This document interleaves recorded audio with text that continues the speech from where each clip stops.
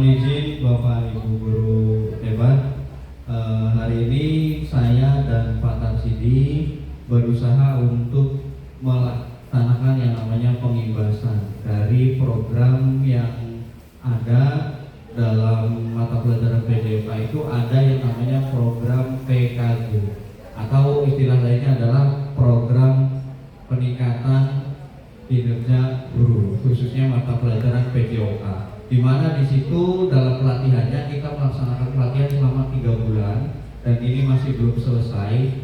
Tapi kami mumpung masih ada waktu dan kami masih mengingat kegiatan selama 7 hari kemarin, jadi sekalian sharing terkait dengan salah satu model yang ada dalam pembelajaran PJOK, di mana model ini berhubungan langsung dengan yang namanya kehidupan nyata para siswa atau peserta didik.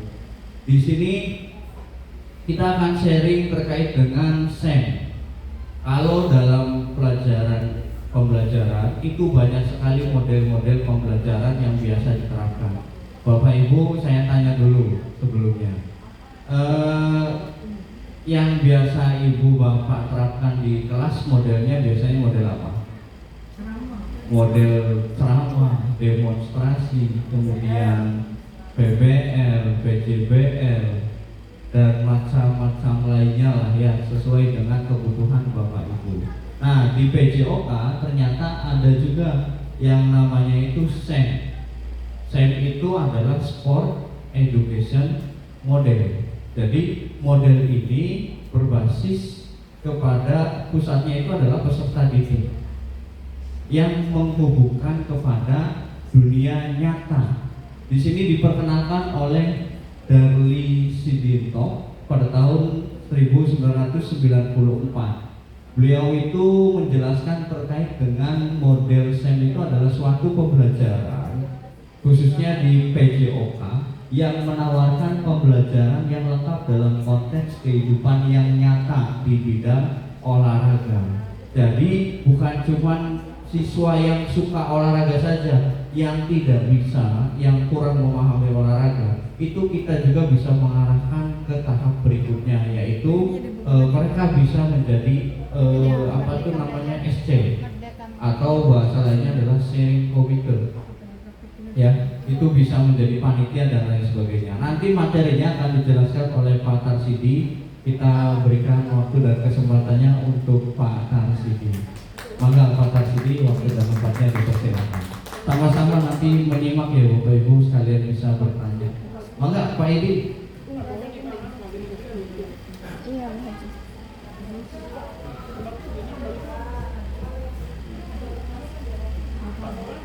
Mohon izin ya Bapak Ibu. Assalamualaikum warahmatullahi wabarakatuh.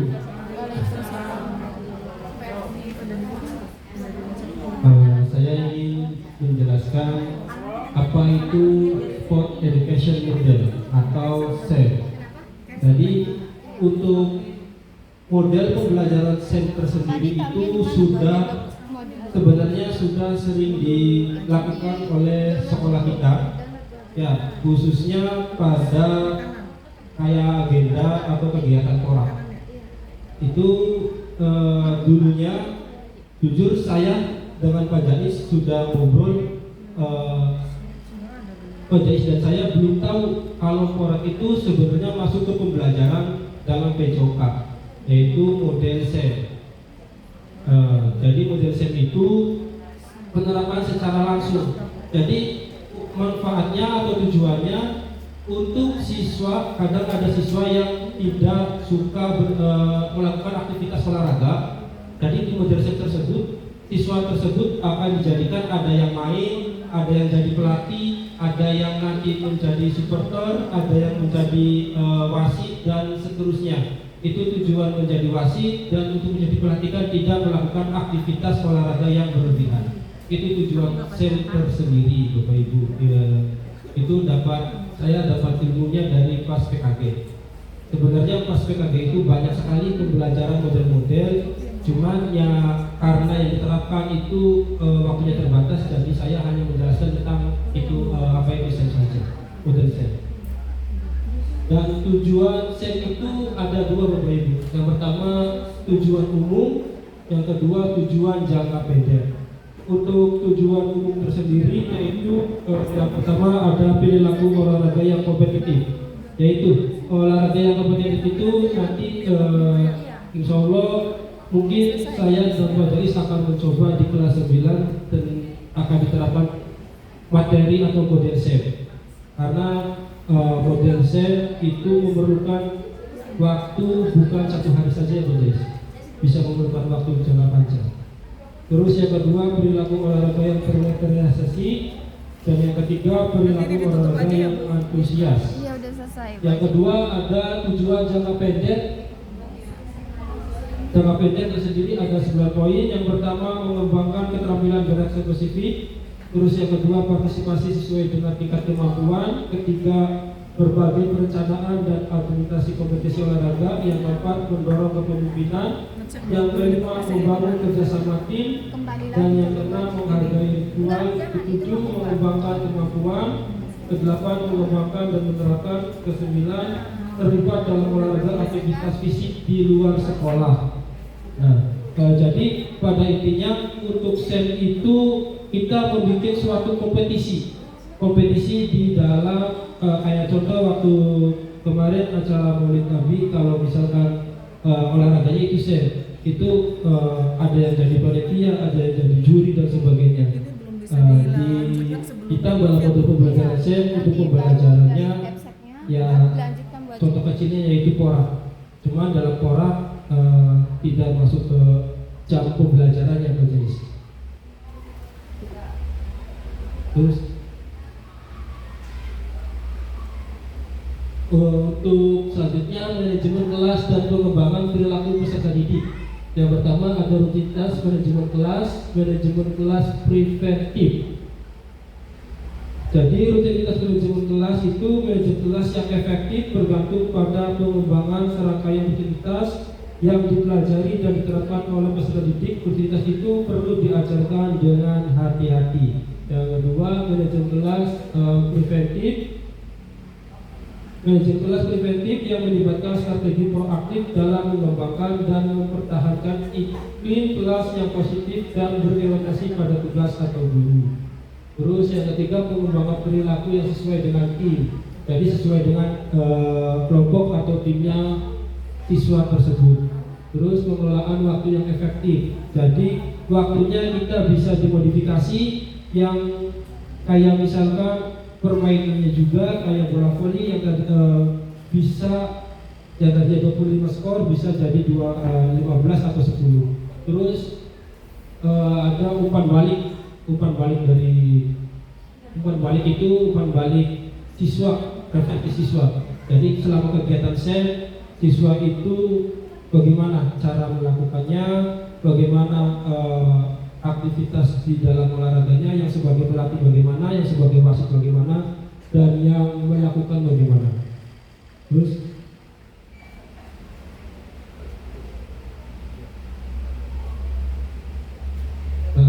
untuk implementasi sport education atau model SEM itu pengelolaan misi, afiliasi, penyiapan pertandingan formal, puncak pertandingan dan pencatatan pertandingan. Jadi untuk festival akhir ini untuk pengelolaan misi itu kayak ya tadi pas disebutkan kayak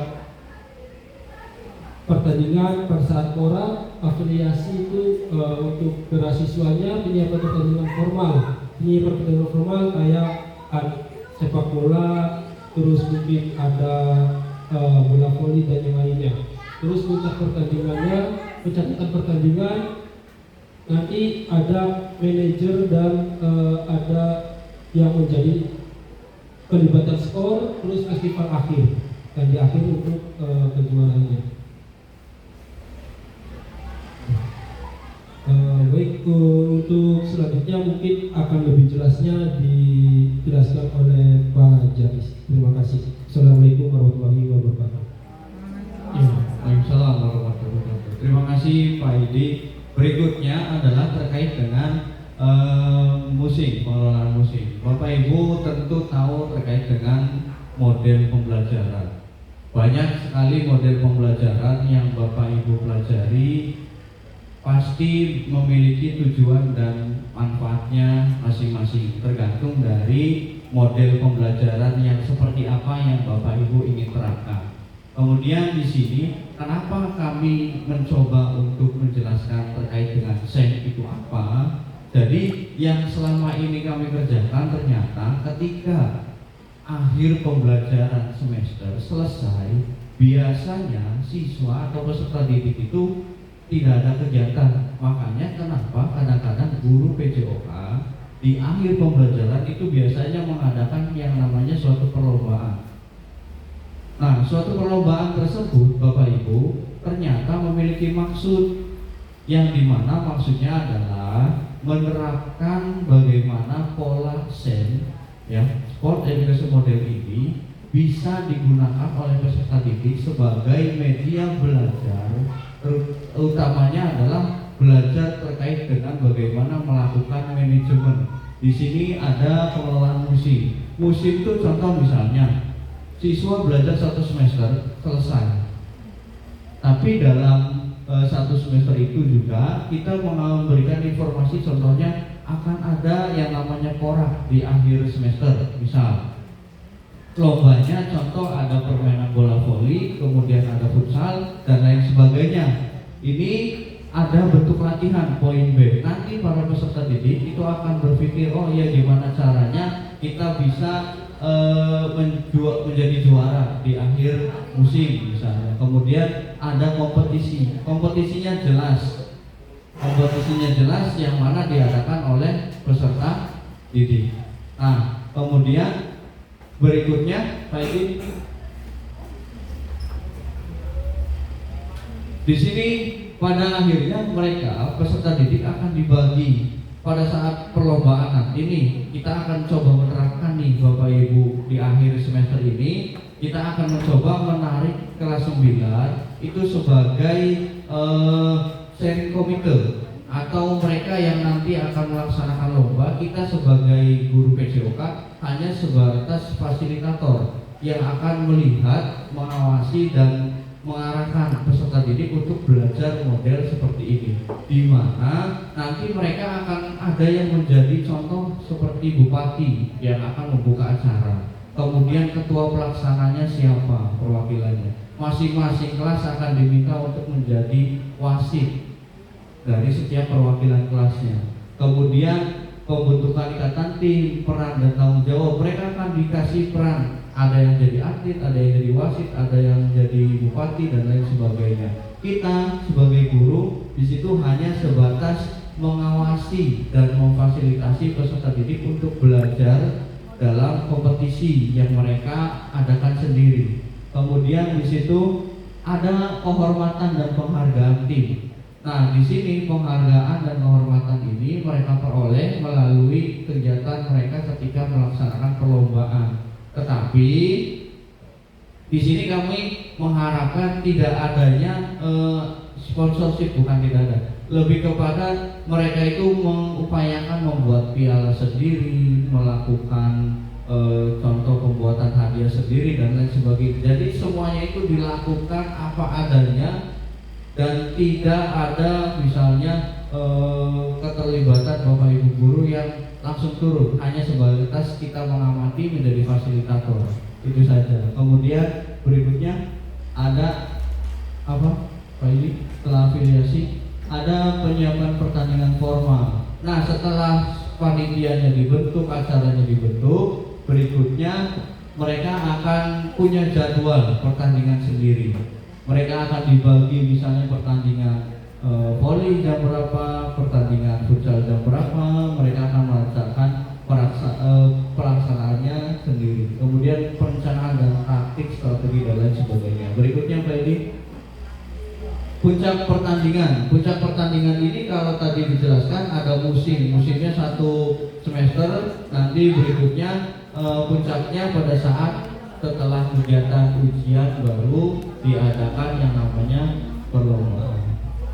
Berikutnya ada peran guru. Peran guru di sini tadi saya sudah jelaskan, kita sebagai guru PJOK hanya sebatas memfasilitasi, termasuk dengan Bapak Ibu guru wali kelas dan para fasilitator yang lain itu nanti menjadi tamu undangan. Jadi kita hanya sebatas melihat, mengawasi dan memfasilitasi. Kalaupun ada peserta atau siswa nantinya keluar jalur, nanti kita arahkan untuk kembali ke jalurnya. Berikutnya pencatatan pertandingan atau scoring sheet. Di situ juga nanti ada peserta didik kita yang dibagi menjadi panitia berupa pencatatan skor dan lain sebagainya, Bapak Ibu. Berikutnya adalah festival akhir kompetisi. Nah, di akhir kompetisi ini nanti kita akan coba sharing ke mereka bagaimana rasanya menjadi sharing komite atau bagaimana sih rasanya menjadi panitia dalam kehidupan nyata nih. Kamu nanti bakalan seperti ini loh ketika kamu sudah dewasa, minimal kamu sudah merasakan menjadi wasit di pertandingan bola misalnya, menjadi seorang dokumenter melalui dokumentasi yang dia buat, melalui dia jadi wasit, dia bisa merasakan bagaimana mungkin pertandingan, jadi pelatih, jadi bupati ketika mereka berbicara di depan teman-temannya juga seperti itu. Berikutnya festival akhir kompetisi juga ya, nanti siapa juaranya, siapa pemenangnya, dan nanti akan kita share ke Bapak Ibu guru semuanya ketika nanti pada saat pembelajaran itu sudah selesai dilaksanakan. Jadi kenapa ini kita coba sharing ke Bapak Ibu guru? Ternyata yang kami laksanakan ketika selesai kegiatan pembelajaran, kemudian ada pertandingan itu, ternyata ini loh modelnya, ada loh manfaatnya. Jadi bukan cuma sekedar mengatakan, tapi juga ada pembentukan yang jelas. Itu saja, Pak Edi. Lanjut, selesai ya Pak Edi? Ya, terima kasih untuk perhatian Bapak Ibu guru. Barangkali ada yang ingin disampaikan atau ingin bertanya, barangkali diberikan, atau ada yang ingin memberikan penguatan Bapak Ibu, penguatan terkait dengan kegiatan SEM, atau misalnya model-model yang lain sih Pak, gimana? Bisa nggak diterapkan ke siswa dengan seperti ini? Bisa. Kayak contoh misal mata pelajaran seni tari misalnya, prakarya misalnya, dibuat pagelaran misalnya, contohnya adalah membuat galeri seni, siapa panitianya, siapa ininya, siapa kreator seninya, siapa ininya, itu juga bisa dijadikan salah satu model. Tapi ya rujukannya bisa juga dengan model SEM ini, tapi isinya sama, yaitu peserta didik sebagai tujuan utama atau student centernya. Tujuan utamanya adalah peserta didik. Kita memfasilitasi mereka sebaik mungkin agar pembelajaran kita ke anak lebih bermakna. Itu saja dari kami. Kalau tidak ada pertanyaan, kurang lebihnya mohon maaf. Oh ada, Faisal. Boleh Faisal. Baik Pak Jais, tadi membahas tentang SEM ya Bapak Ibu guru ya, tentang SEM, support, ya, apa? Educational model, ya. Jadi kalau SEM itu apakah bisa diterapkan di pembelajaran kita keseharian? Maksudnya itu kan model ya. Biasanya kita pakainya yang seperti awal tadi ditanyakan, ada PBL, ceramah atau wajib tadi ya. Apakah SEM itu sama dengan model-model atau metode yang lain itu? Nah, bagaimana kalau kita penerapannya itu bukan dalam lingkup olahraga atau kepanitiaan yang seperti itu Pak Jais, Pak Tarsiti? Apakah bisa diterapkan dengan langkah-langkah yang harus ada kepanitiaan seperti itu? Terima kasih Pak Jais. Ya, terima kasih Pak Ihsan. Ini luar biasa pertanyaannya. Barangkali ada lagi pertanyaannya nanti dijawab oleh Pak Edi atau saya dulu? Oke, saya dulu ya, nanti dilanjut Pak Edi. Jadi Bapak Ibu, pelajaran model SEM itu sebenarnya kan memfasilitasi peserta didik. Di situ di awal tadi dikatakan tujuannya adalah memfasilitasi peserta didik dalam pembelajaran nyata. Dunia nyatanya olahraga tuh ada yang begini. Nah, kalau dalam mata pelajaran yang lain, contohnya bisa tidak Pak diterapkan? Menurut saya bisa. Kenapa? Contoh, ketika adanya kurban atau maulid Nabi, ada tidak panitia yang siswa yang terlibat di dalamnya? Tentu ada. Cuman bagaimana kita mengakomodasi peserta didik untuk bisa melaksanakan pembelajaran dengan kaitan contoh tadi kurban. Nanti barangkali ada yang aslinya nih, tukang potong aslinya, tapi di situ juga bisa diperankan oleh peserta didik untuk jadi tukang potong misalnya. Bisa tidak? Bisa. Kemudian ada juga yang jadi ustadznya untuk ceramah misalnya. Bisa tidak? Bisa. Kalau untuk penerapannya menurut saya tadi juga kalau yang seni bisa dipraktekkan dengan adanya galeri seni, kreatornya siapa, misalnya gubernurnya siapa dibentuk. Itu gimana kita mengkonsepnya Bapak Ibu, kalau memang waktunya cukup. Karena kan tetap kita juga selaku guru harus melihat waktu ketersediaannya cukup atau tidak. Itu dari saya, maka Pak Idi bisa menambahkan.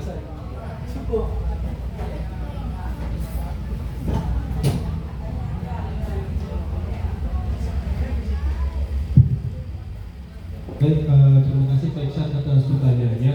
Ya, menurut saya itu bisa Pak Iksan. Cuman waktunya itu bisa 2 kali pertemuan atau 3 kali pertemuan. Karena yang dilibatkan itu peserta didik, guru hanya memonitoring saja. Contoh kayak Pak Jati tadi pelajaran RX mungkin bahasa Inggris mau mengadakan kompetisi apa? Misalkan kayak kompetisi apa? Membuat cerita. Nah, di situ kan pasti akan membentuk suatu panitia. Misalkan panitia yang ingin menyiapkan perlengkapannya siapa, menyiapkan jurinya siapa, menyiapkan untuk penilaiannya siapa. Nanti itu semua dilibatkan bukan ke guru, tapi ke peserta didik atau ke siswa. Jadi langkah pertama siswa itu dikelompokkan Pak Iksan. Untuk siapa yang menjadi untuk panitianya siapa saja. Nanti setelah itu siapa yang ingin berkompetensi. Nah, yang kedua, misalkan kelompok kedua ada yang ingin menjadi supporternya, yang mungkin ada pendukungnya. Nanti siapa yang menjadi pendukungnya dan siapa juga yang menjadi untuk pelatihnya. Seolah-olah siswa tersebut melatih agar belajar musik seperti itu bisa berjalan dengan baik. Jadi itu intinya bisa diterapkan di semua mata pelajaran, tergantung peserta itu membuat kompetisi. Cuman yang dilibatkan semua siswa atau peserta didik, tetapi waktunya mungkin bisa jadi 2 atau 3 kali pertemuan Pak Iksan. Tapi kalau misalnya secara singkat ya bisa jadi 1 kali pertemuan. Cuman waktunya yang cukup mepet untuk 1 kali pertemuan. Itu saja Pak Iksan penjelasan dari saya. Terima kasih. Ya, terima kasih Pak Iksan, Pak Presiden untuk tambahannya. Ada lagi yang mau menguatkan atau bertanya? Kalau sudah tidak ada, kita akhiri. Sudah ada Ibu ya, cukup ya. Ya, terima kasih untuk Bapak Ibu atas partisipasi dan waktunya. Sekali lagi mohon maaf, ini dari kami ada kurang-kurangnya untuk makan saja. Kurang lebihnya itu saja. Kita akhiri dengan hamdalah, alhamdulillahirabbil alamin. Kurang lebihnya mohon maaf. Billahi taufiq wal hidayah. Wassalamualaikum warahmatullahi wabarakatuh.